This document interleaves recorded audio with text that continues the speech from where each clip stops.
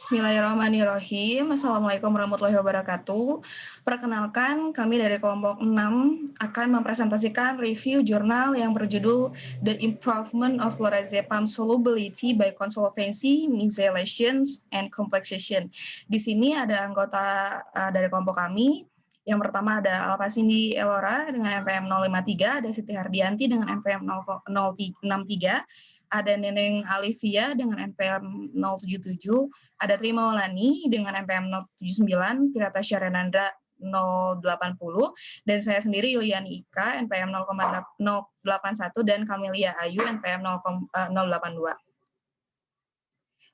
Yang pertama akan dijelaskan oleh rekan saya. Silakan. Lorazepam memiliki nama kimia 7-kloro, 5, 2-kloropenil, 1,3 hidroksi, 2H, 1,4 benzodiazepin, 2 on. Dengan rumus kimia C15H10, C12, N2O2. Aktivitas farmakologinya yaitu ansiolitik, obat penenang, hipnotis, antikosulfan, serta relaksan otot. Lorazepam termasuk ke dalam golongan psikotropika yang jika digunakan dalam jangka waktu yang lama dan tidak sesuai dengan dosis menyebabkan ketergantungan.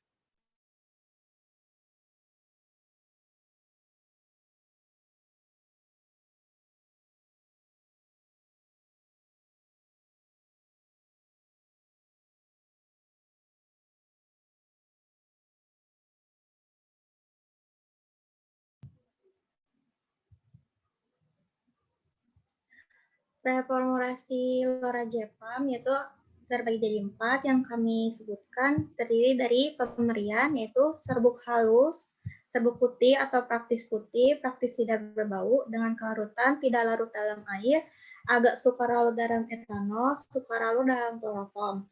Dan untuk stabilitasnya kurang stabil dalam NaCl dan lebih suka dengan dextrosa 5%, stabil pada kondisi normal, harus dihindari dari panas dan sumber pengapian.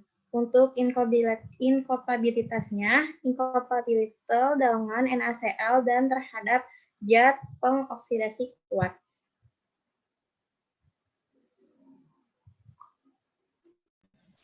Berdasarkan penelitian yang telah dilakukan oleh Hadi Ziabdik, menyebutkan bahwa pada umumnya zat aktif lorazepam ini dibuat dalam bentuk sediaan tablet atau injeksi.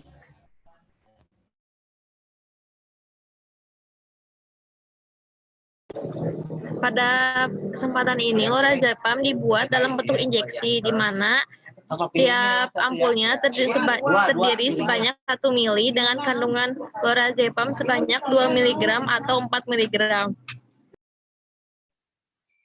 Dipilih emulsi injeksi lorazepam karena lorazepam adalah zat aktif yang tidak larut dengan air, agak sukar larut dalam etanol, dan sukar larut dalam kloroform.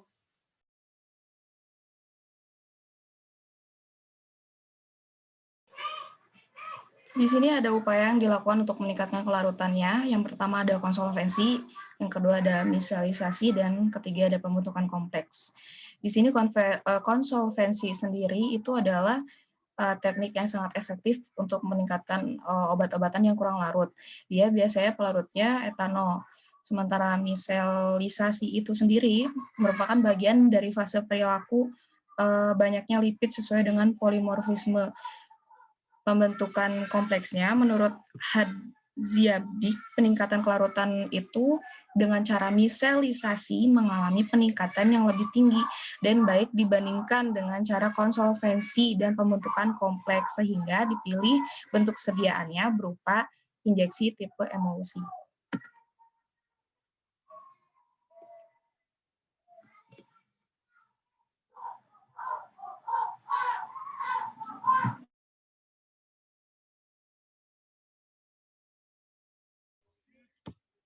Berikut adalah perhitungan tonisitas yang menghasilkan 3,961 yang merupakan larutan hipertonis.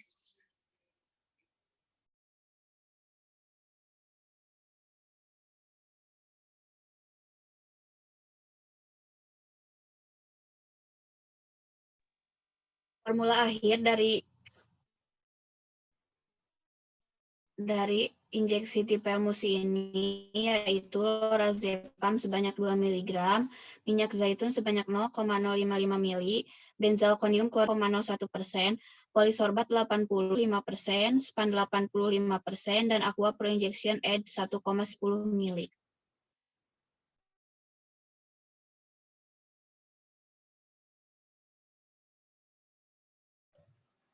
Evaluasi sediaan yang dilakukan yaitu terdiri dari 6, yaitu uji kebocoran, uji pirogen, uji bahan partikulasi dalam injeksi, uji penetapan volume injeksi dalam wadah, uji penetapan pH, dan uji sterilitas. Yang pertama yaitu ada uji kebocoran, di mana uji kebocoran ini bertujuan untuk memeriksa keutuhan kemasan serta untuk menjaga sterilitas dan volume serta kestabilan sediaan.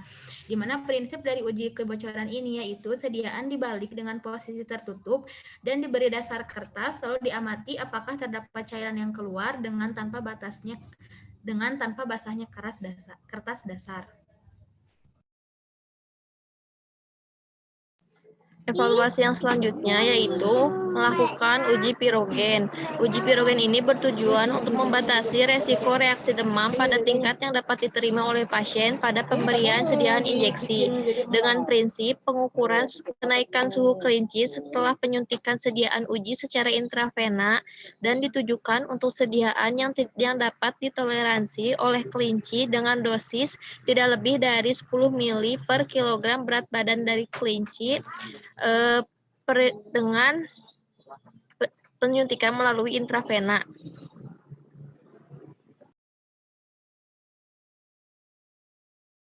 Selanjutnya ada uji bahan partikular dalam injeksi. Tujuannya untuk menghitung partikel asing subvisible dalam rentang ukuran tertentu dengan prinsip perhitungan dengan menggunakan metode pengaburan cahaya.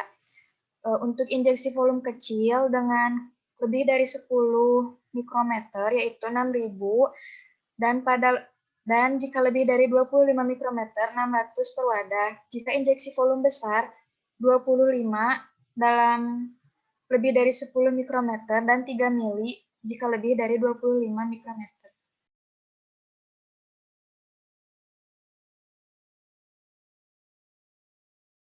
Di sini ada penetapan volume injeksi dalam wadah. Tujuannya untuk menetapkan volume injeksi yang dimasukkan ke dalam wadah agar volume injeksi yang digunakan tepat atau sesuai dengan penandaan. Prinsipnya memindahkan sediaan injeksi ke dalam gelas ukur dan diamati volumenya.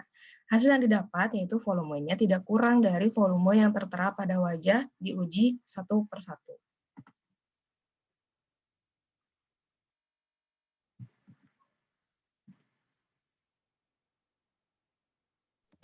Selanjutnya ada uji penetapan pH dengan tujuan untuk mengetahui apakah pH sediaan sesuai dengan persyaratan yang telah ditentukan atau tidak.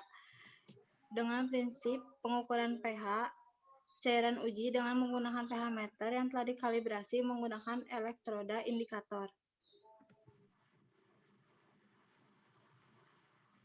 Selanjutnya ada uji sterilitas dengan tujuan untuk mengetahui apakah sediaan steril atau tidak pada sediaan yang harus disteril.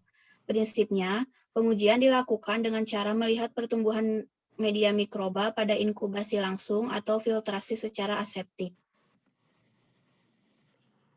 Baik, itu yang sudah kami presentasikan hasil dari kelompok kami.